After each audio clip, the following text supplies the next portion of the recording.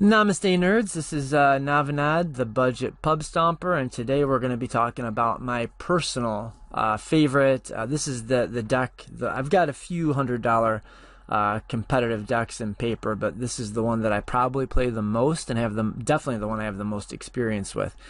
And it's my favorite deck. It's also one of the decks I play in full powered Cedh. I love it. I'm a Malcolm fanboy. I really am. I play Malcolm Tana and I play Malcolm Kediss. But I actually prefer Malcolm Kediss, and I'm not going to argue about which one's more powerful.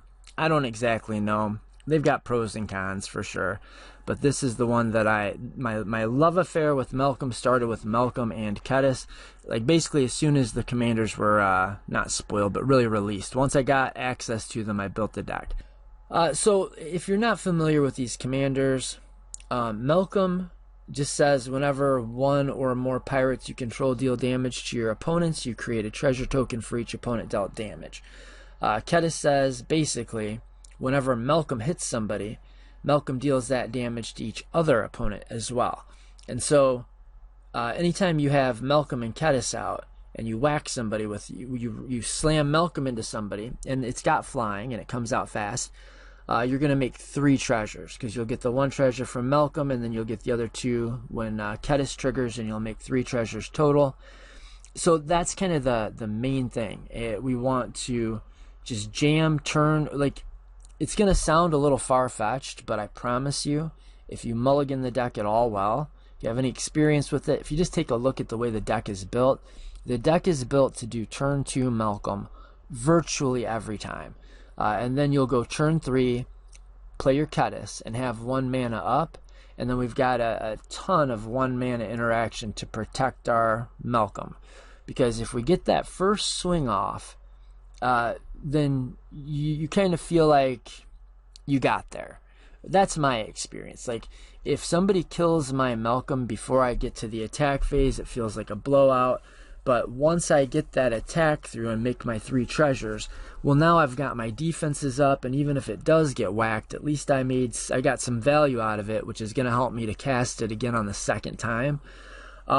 So a lot was put into trying, like a lot of the tech in this deck was designed to be able to get turn 2 Malcolm, and then have turn 3 Kediss, attacking with Malcolm with 1 mana interaction or some kind of free interaction.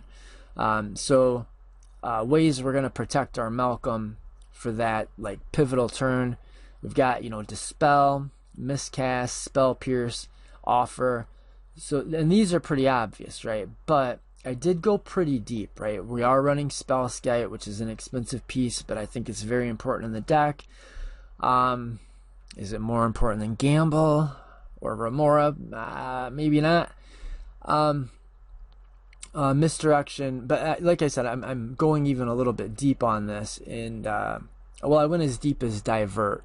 So if you're on that, turn 2 Malcolm, turn 3 drop your Kediss, swing your Malcolm, 1 open mana, Divert usually gets the job done. Somebody tries to blow your dude up, you redirect it to their dude or somebody else's dude. And in those early turns, usually they can't afford to pay the 2 mana.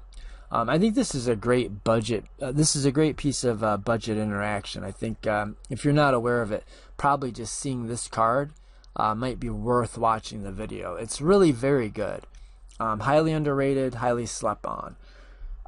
So what's the other main thing we want to do? So, okay, the way that you're playing most decks is you're going to be like trying to accomplish a specific plan.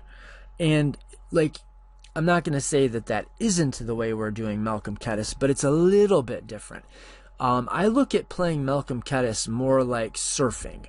Like the deck is giving you what it wants, and so like the plan is obviously get our Malcolm Kediss engine online ASAP. But then what are we doing from there? Well, it kind of depends on the top decks, or in your starting hand and what your tutor options are. Now, ideally, the kind of best case scenario is going to be we go turn 2 Malcolm, turn 3 Kediss, swing for 3 treasures, and then on turn 4 we'll be ideally able to do one of 2 things. Either play our Glinthorn Buccaneer, And Glinthorn Buccaneer is probably the biggest draw to playing Malcolm with a red partner in competitive Magic, well, competitive Commander. And it's you know, $1.56. Not that's way more than it was again when I put it in. But so this just goes infinite with Malcolm. If you have Malcolm in play, and you're able to attack with Glinthorn and Malcolm, and remember Glinthorn has haste. Well, when you attack, so as long as Glinthorn Buccaneer is an attacking creature, you can pay 2 mana, discard a card, draw a card, and you can just keep activating that ability over and over in this little loop we create. So Glinthorn is a pirate, and Malcolm says when pirates deal damage, it doesn't say combat damage, and that's very important. When a pirate deals damage, you make a treasure. So then that's for each opponent. So when you go to combat and you've got your Malcolm in play, you've got your Glinthorn, it's got haste, even before blocks are declared. Or you can wait till after you deal damage, just as long as you have an attacking creature. It can be before people assign their blockers, or it can be after you've dealt damage if you need to make the extra treasures. But as soon as you have 2 mana during combat, any point during combat, you can pay 2 mana, often that's going to be cracking 2 treasures you just made, to ping every opponent with the Glinthorn Buccaneer. You discard a card, ping everybody, you draw a card. When you ping everybody, you made 3 mana. It only costs 2 mana to activate the Glinthorn Buccaneer. So every time you ping everybody, you will have enough mana just in the treasures you just made to crack 2 treasures, ping everybody again, you know, discard a card, draw a card, ping everybody, make 3 treasures, use 2 of those treasures to activate it again, and you discard a card, draw a card, ping everybody, discard a card, draw a card, ping everybody, so on and so forth ad infinitum. As long as you have at least 2 opponents that are relatively close in life total, it gets the job done very effectively. You can run into kind of niche weird scenarios where your opponents are really spread out on life totals and you don't have a lot of backup mana, where it can be a problem, but it's usually not a problem. It comes up very rarely. Like sometimes when you're 1v1, like if somehow the other 2 opponents have died, this gets pretty hard to do. But like I say, that's a rarity. Now the other thing that the deck wants to do, if we're not Glinthorning, and that is just a 1-card combo with a commander, another thing the deck wants to do, it's looking to get a Reckless Fireweaver or Ingenious Artillerist into play and turn it into a pirate. And so we've got a lot of ways to do that. We've got Amoeboid Changeling, which just has massive synergy in this deck. But the main thing we want to do with it is tap it to turn one of our pingers into a pirate. So Ingenious Artillerist, for example, well, the best one is Reckless Fireweaver. So Fireweaver, for instance, says whenever an artifact enters the battlefield under your control, Reckless Fireweaver deals 1 damage to each opponent. So what if it were a pirate and Malcolm was out? Well, then every damage you dealt, you'd create a treasure. And every treasure that comes into play is an artifact coming to play. So when the artifact comes into play, it triggers the Reckless Fireweaver. And when the Reckless Fireweaver pings, it triggers Malcolm to create an artifact. And so you're just in an infinite loop. So if you get your Reckless Fireweaver and a type change, and we've got Amoeboid Changeling, we've got Image Crafter, and we've got, I think 2 of these. We've got Trickery Charm. It's just an instant speed way of doing it. And it's got other text on here that does come up occasionally. Like sometimes you have a mucked up battlefield and just giving your Glinthorn Buccaneer flying. Sometimes that's a thing to do. I have used this as a top deck manipulation spell, and I mean, that usually means things aren't going great, but it's there for you if you need it. And then what is the other one? Oh, Artificial Evolution. It's debatable which of these is actually better. They both have pros and cons. The thing about Artificial Evolution is it will permanently turn a thing into a pirate, which definitely has some upsides. Like for instance, if we have one of our like storm engine pingers, like a Firebrand Archer. So this doesn't go infinite exactly in the deck, but it says whenever you cast a non-creature spell, Firebrand Archer deals 1 damage to each opponent. Well, if you turn this permanently into a pirate, you're going to make a bunch of treasures. And then the other thing is we've got all the curiosity effects in the deck. So if you can turn this thing into a pirate and then put a curiosity on it, then every time you cast a spell, you deal 3 damage, make 3 treasures, draw 3 cards.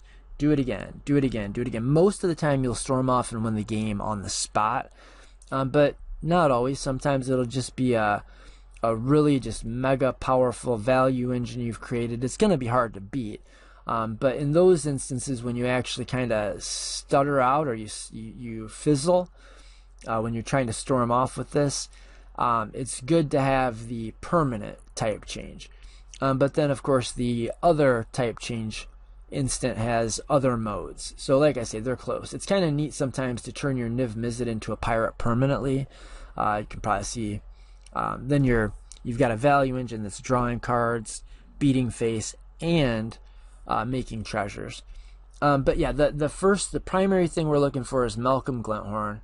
Secondarily, we want to find one of our either Ingenious Artillerist or Reckless Fireweaver. Type change it, win the game. Another type change. I think I'm off the enchantment version, but I've got Maswood Nexus, which is another card that's gone really, really way. Yeah, this deck was so much easier to build on a budget a couple years ago. But we'll probably get some reprints and we'll be able to build it on a real easy budget. We want Maswood Nexus more than we want. There is a 3-mana enchantment version. But we want the artifact for a couple of reasons. One, we run Magda in the deck, and if we get 5 treasures, Magda can cheat this into play and turn all of our things into pirates. Well, it gets all of your creatures are pirates, but they're also all dwarves, which matters. That actually does come up, and that's another kind of side synergy with Amoeboid Changeling. Is your Amoeboid Changeling, when it taps. If you've got Magda in play, tapping it, since it is a dwarf, does create a treasure. And if you actually attack with this thing, with your Magda and Malcolm in play, you're making 2 treasures. You get to double dip on the fact that it's a dwarf and a pirate. But yeah, the reason we want to use Maswood instead of the 3-mana enchantment, number 1, it's easier to tutor, and number 2, it will actually start the chain off itself. So if you have your Reckless Fireweaver in play, you've got, of course, Malcolm in play. If you've got Reckless Fireweaver in play, you can cast or put into the battlefield somehow Maswood Nexus. Now, when Maswood Nexus enters play, that creates a trigger, and that trigger is on the stack, and that trigger is a Reckless Fireweaver trigger. And the trigger just says an artifact has entered the battlefield, so this thing is going to deal a damage to somebody. Okay, well, with that trigger still on the stack, your Maswood Nexus comes into play and turns your thing into a pirate. Then you resolve the trigger, and then you go infinite.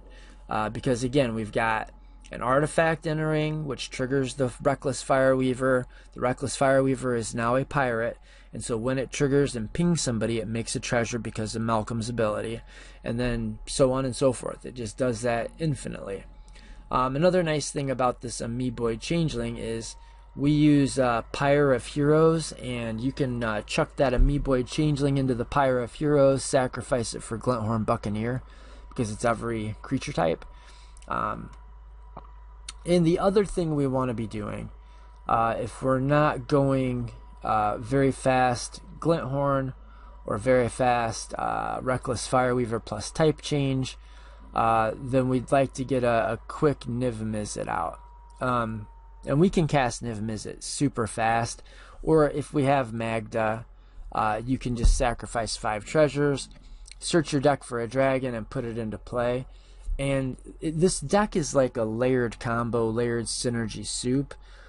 we already want to be playing all of the curiosity effects, and so having the curiosity effects in a deck that has Niv Mizzet gives you another backup win condition that is commander agnostic, by the way. You don't need your commander out to do the Niv Mizzet curiosity thing. You put a curiosity effect on Niv Mizzet, and it just goes off, right? Because you yeah, so in any case, you're doing Niv Mizzet curiosity combo. I think most people should be familiar with that combo. If not, just take your Niv Mizzet, read it, read Tandem Lookout, read Curiosity, or read Ophidian Eye. You know, they've all got pros and cons. Curiosity is the best one. Ophidian Eye, you can cast at instant speed, which is kind of nice. But the Tandem Lookout's a little bit easier to tutor. Okay, but then if we're not doing that, failing all of that, we're just trying to establish an insane value engine. And an insane value engine can just look like, I've got Malcolm, I've got Kediss, I've got some treasures, I've got some interaction, and I am just going to cast a curiosity on Malcolm. Now your opponents are not going to want to see that happen, and they are going to try to stuff it. They're going to try to whack your Malcolm, or they're going to try to get rid of the curiosity.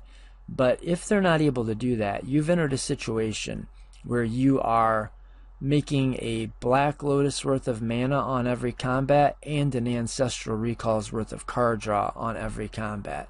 And with your primary engine online, Curiosity is, even in the first turn that you play it, it's 1 blue mana, make 3 treasures, draw 3 cards. So that's crazy. You know, it's really hard. If you can just get one attack off with this, the game is yours to lose. Like, it's pretty hard to lose that game.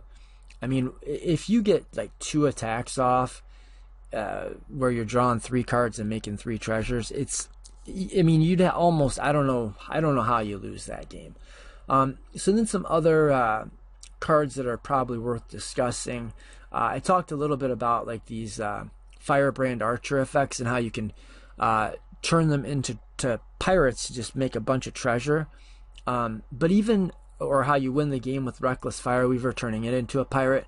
But even if you don't have that, if you don't have the type change, if you slap a Reckless Fireweaver, if you if you enchant a Reckless Fireweaver with a obviously Curiosity or Ophidian Eye, or if you soul bond it with Tandem Lookout, which is the same effect, then like read how this is worded. Whenever an artifact enters the battlefield under your control, Reckless Fireweaver deals 1 damage to each opponent. Okay, so it's got a Curiosity on it, and it just hit all of your opponents for 1 damage when the first trigger happens. So you draw 3 cards. But then the Kediss triggers. And the Kediss triggers, pinging everybody again and again. Like, you're just like swimming in cards. You might want to talk to a judge or somebody who has a really high level understanding of the rules. But it is my understanding that just by the way these are worded, Reckless Fireweaver will produce 9 draw triggers. Like, you'll get 9 cards and 9 treasures off of Reckless Fireweaver. And you'll get only six treasures and sorry. So if we can make this into a pirate, if we get the treasures, we just win the game. So you won't be making the treasures and drawing the cards, or well, if you do, you just won.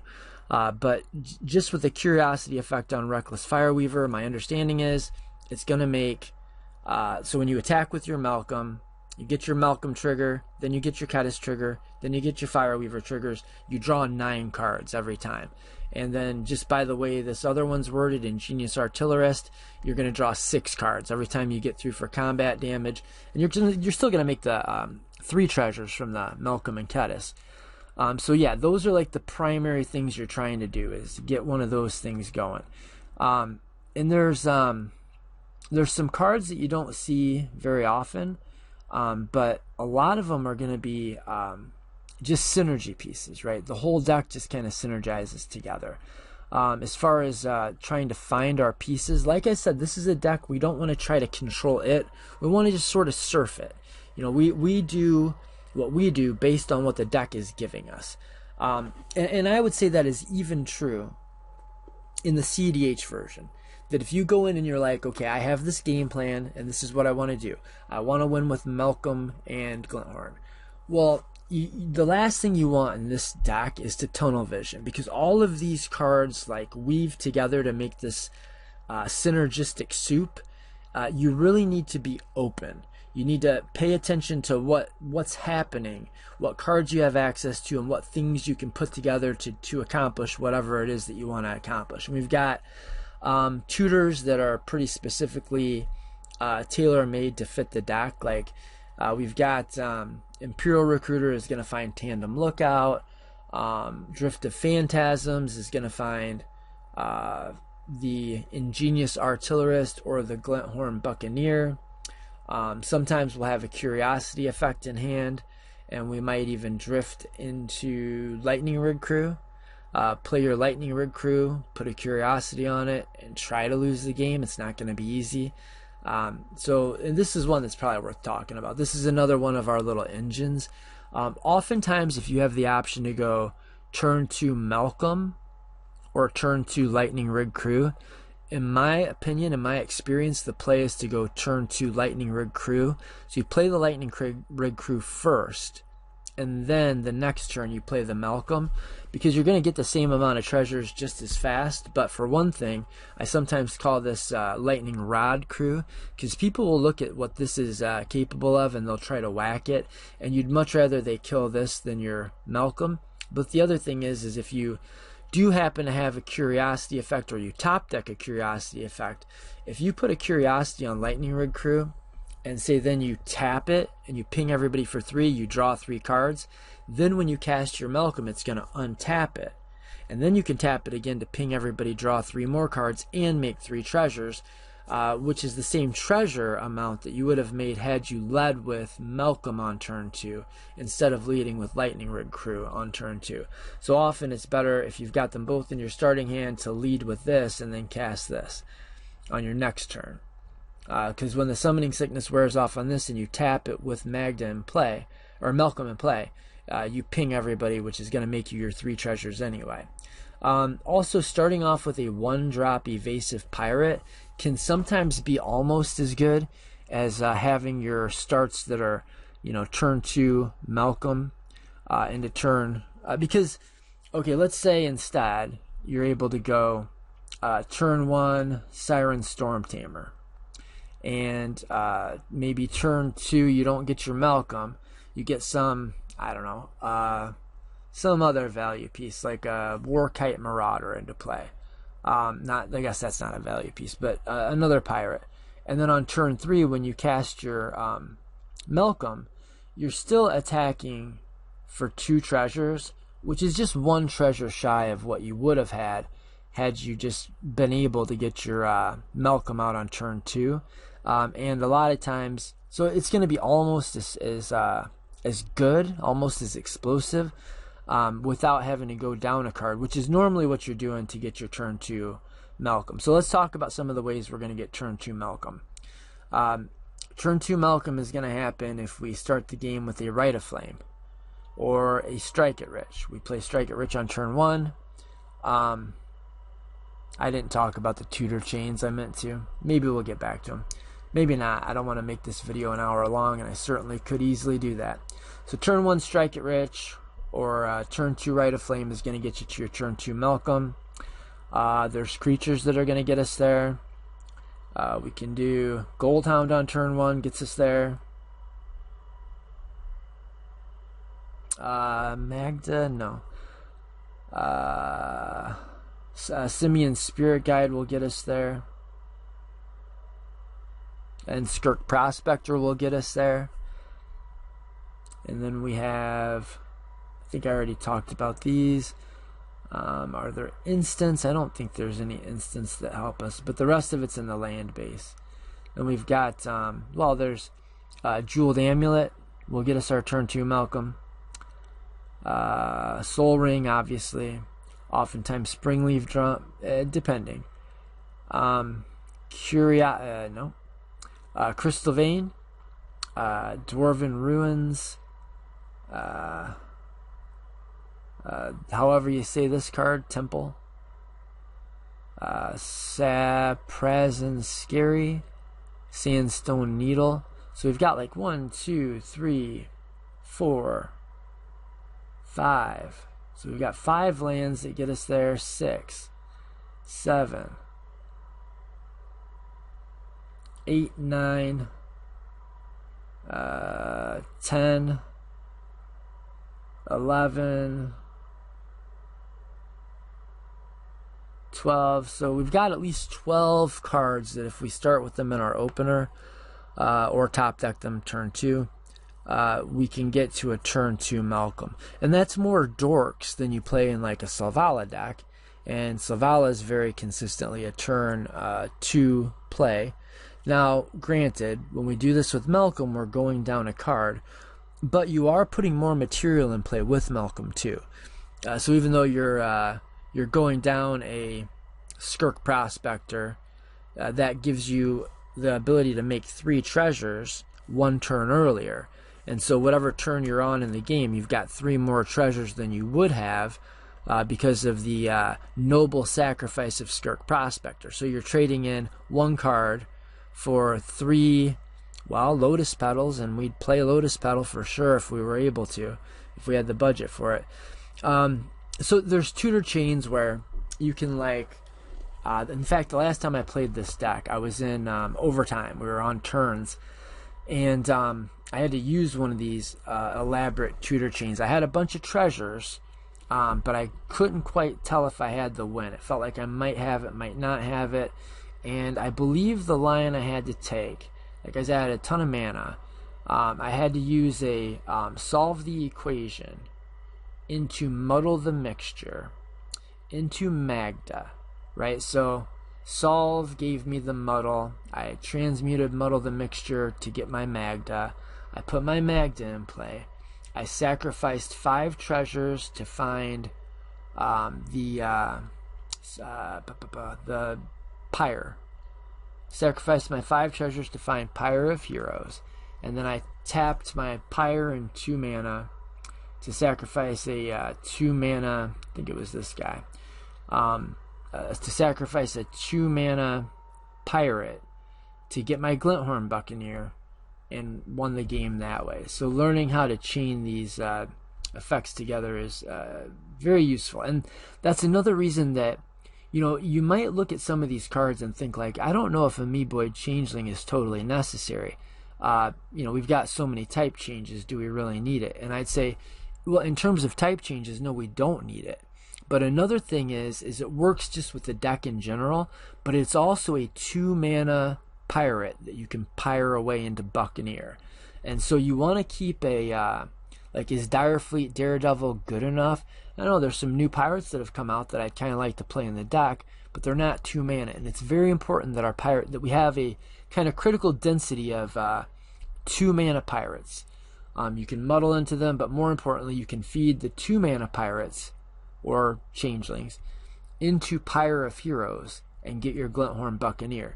Kind of the same thing with your 1 mana guys, is if you have like, maybe we don't absolutely need Moth Dust Changeling, although I do think it's better than it seems, because a lot of times what you're going to do, you're going to play this out and your Kediss, and your Kediss is just sitting there not doing anything. So you can tap your Kediss to give Moth Dust Changeling flying, and you get another evasive pirate.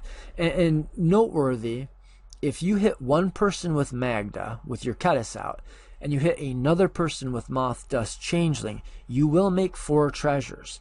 It's complicated, it's maybe not intuitive, but the way that I kind of got my head around it is, if it weren't the case that that worked, then your Glinthorn Buccaneer combo wouldn't work either. So these are individual treasures or triggers. So if I attack the same player with Moth Dust Changeling and Malcolm, well, now I'm only making 3 treasures.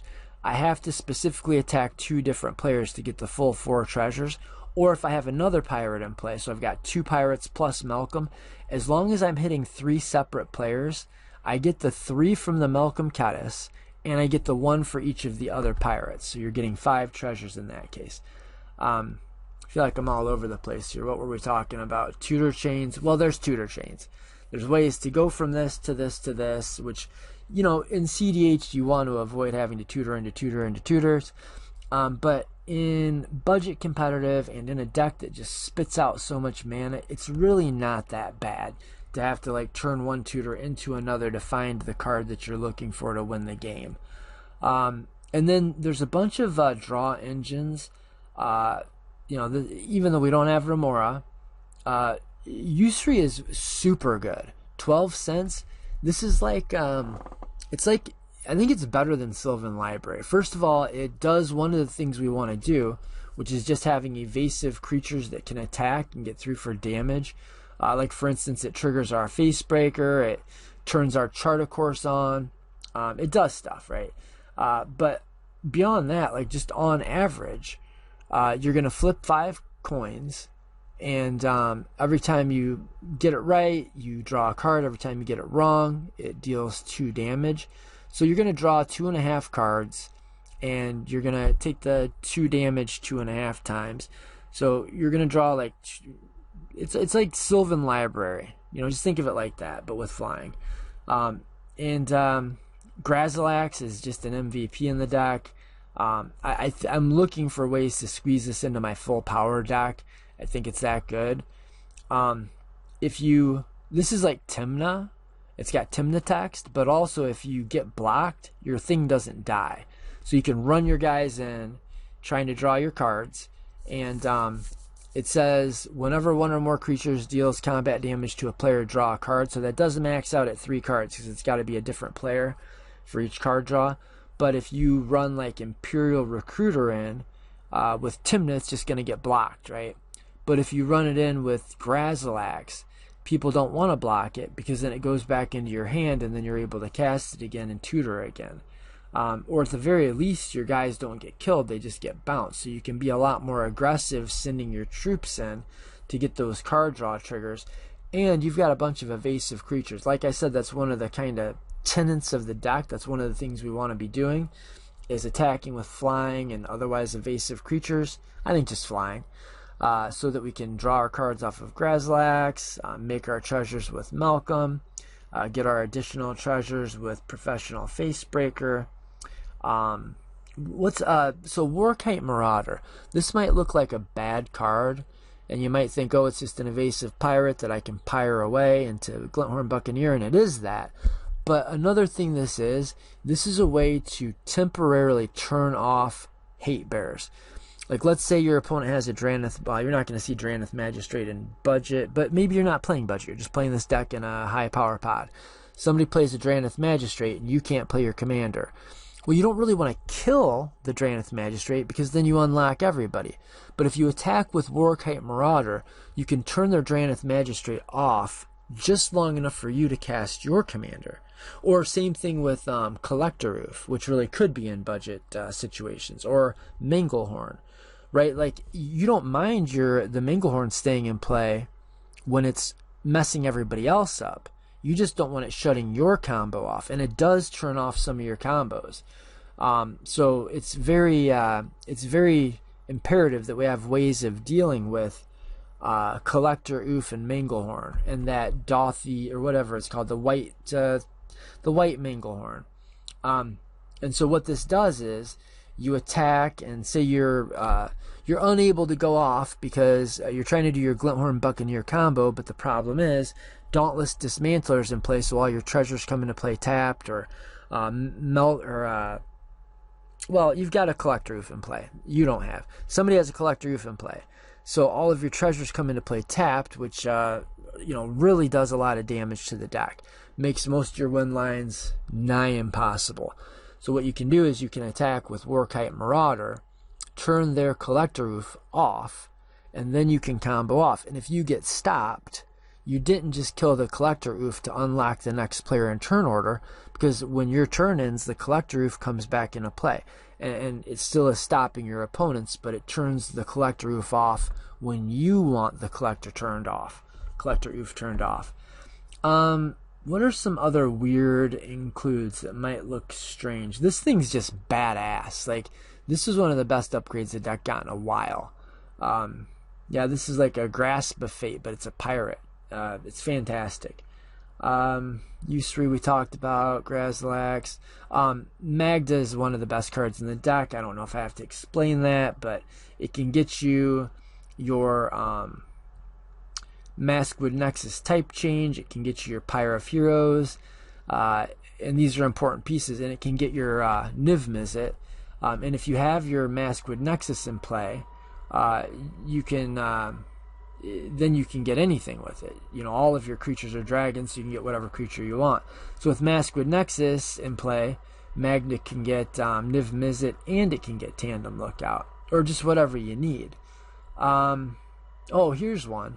Tempted by the Auric. So I do a thing where when new sets come out, I look at the cards from a CEDH perspective, and my theory is that kind of all roads lead to CEDH, and the things that CEDH players are playing this year, casual high power players will be playing next year. And so I try to find the things that have CEDH appeal, and especially if I think they're also going to have like more wide casual appeal, and I speculate on them. And I've got, you know, a collection of Jeska's Wills I bought for like $1.25 a piece, no BS. A bunch of Drannith Magistrates. I've done this time and time again. Got in on Final Fortunes before they shot up. Like, if you can see, if you keep your thumb on the pulse of CDH and what those people are doing, if you watch what we're playing in full powered CDH decks, that gives you a real good idea as to things you might want to invest in. Well, I went all in on Tempted of the Oryx. I bet you I have 20 of these, and they're 12 cents now.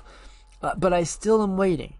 I still think that once people see this resolve a couple of times, maybe it actually does find its way into like mono blue. I think this should be an Urza. Especially if you're playing the polymorph version where you're not allowed to play your own creatures. You know, you can get access to some of the creatures you want anyway.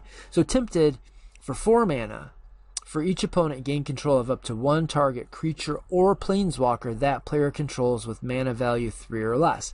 Well, in competitive, mana value 3 or less might as well not even be written on the card. Like, all the things you want are that. You can grab, you know, 2 people's commanders, like you get a Magda and a Thrasios, and then you get a maybe some Narset that somebody's got sitting on the battlefield, or somebody's Manglehorn that's got you shut off. You can take it, or their Drannith Magistrate, or their Dauthi Voidwalker. This card is freaking gas. Like, it's really, really good, especially in a deck that is very good at making a lot of mana, and specifically blue mana. And since we're just like dumping a bunch of treasures into play, Tempted by the Auric has won me so many games. Like, when you just grab somebody, and it's so good, and like I even was playing it in my full power Malcolm Kediss deck for a while, and I got a win with it because I was able to steal somebody's Najeela with it, and I was at a point where I was making 5 treasures per attack, and so Najeela is pretty good in this deck. So I had like a Facebreaker and my Malcolm and Kediss in play. And I was making 5 treasures every attack, and that's all you need to go infinite with, what's her name? The Blade Blossom. What else might be a funny card? Run Away Together. I think this is a really good piece for, a good piece of interaction in general. If you've got ways specifically to take advantage of it, then I think it ought to be in your CDH decks. I started running it, one of my first CDH attempts was, the Dino. Everybody played it as a Breach deck. I didn't play it as a Breach deck. When it's tapped, it's a Storm Sire, something the Storm Sire. Oh, it's a Teamer Dinosaur. That's 4 mana. As long as it's tapped, you copy the first instant you cast each turn, and that's on your opponent's turns as well. Calamax. There's a bunch of ways to go, like beef your Calamax infinitely, but I threw Run Away Together in that deck, and I was preaching the gospel of it on the Discord, and nobody would listen. Nobody cared. And now you see it in all kinds of decks. But Run Away Together, if you double it with your, well, we're not talking about dinos right now, but even just having some creatures that are important to your strategy that have ETB triggers, if you've got, you know, because you can cast a spell, and you can bounce your own Imperial Recruiter and your opponent's Collector Roof, right? For 2 mana at instant speed. Or you can just you know, get rid of one person's Dothy and bounce another person's Collector Roof, right? Or maybe somebody's attacking you with their Crom or Timna or Corvold, and the Corvold has like 8 counters on it, and you're just like, what if it was in your hand with no counters instead? And you cast your Runaway Together on that, and then you can target somebody else's thing or your own thing. This is a good piece of interaction that I think a lot of people are sleeping on. What else? Fiery Cannonade. I don't know if it's as good as it is cute, but it's awfully cute, right? Deal 2 damage to each non-pirate creature at instant speed. It's just good enough, you know. Commander's Insight. Like, a lot of Malcolm Kediss players jam a bunch of these X, like draw X spells, and I don't think that's the thing to do. And the reason is, you do make a lot of treasures, but you're actually spending them faster than you might think. It's rare that you stockpile like 10 treasures. It does happen, but it's rare that you can stockpile a ton. So I like just this 1 copy of Commander's Insight because you are playing a partner pair, and so even if you've cast your Malcolm twice and your Kediss once, then this is like if you put 8 mana into it, you draw 8 cards. Or even if you've just played each of your dudes 1 time, then this is effectively 1 blue and X, draw X cards, which is pretty good in a deck that is capable of making a lot of mana. Lookout's Dispersal, obviously just tailor-made for the deck. You can't not play it in the deck. It's very good here, very good. And I don't think there's much more that is really required. Recurring Insight, if you're not familiar with this card, especially on a budget, this card's cracked. If you're in a deck like an Urza deck or a Malcolm deck where you can make a bunch of mana, a Kinnan deck maybe. I don't run it in my Kinnan decks, but maybe. If you're in a deck that can make a bunch of mana, I've played this so many times, and resolving this card has never felt anything but like amazing. I mean, sometimes you're going to draw like 7 cards and then 6 cards. Sometimes you'll draw 6 and then 5. Usually people will try to like get cards out of their hand if they have a ton, but not always. I would bet you the average number of cards you draw for Recurring Insight is 10. I bet if you average out all the times I've resolved it, I've drawn 5 cards the first time and 5 cards the second time, and sometimes way more. The ceiling is freaking crazy. You know, you catch somebody who's got a Remora out and drew a bunch of freaking cards. You go to your turn, you pay this 6 mana, you might draw, you know, 13, 14 cards the first time, because this has Rebound. And what I do is I have a little counter that says Think, and whenever I cast this spell, I put the Think counter on top of my deck, so I remember when I go to my next turn to resolve the second Recurring Insight, because I can't tell you how many times I dropped the ball on that. So I guess that's going to do it for now. I think this went a lot longer than I anticipated, but obviously this is my pet deck, and I've got tons to say about it. Good Lord, 50 minutes. Sorry about the crazy long video. I hope you enjoyed it. There's so much more to talk about, but I think that's just going to have to do it for now. We got into most of it. So until next time, word to your mothers, may the force be with you, may peace be with you and also with you, and east side until the very day that I leave my mortal coil, and namaste, nerd homies.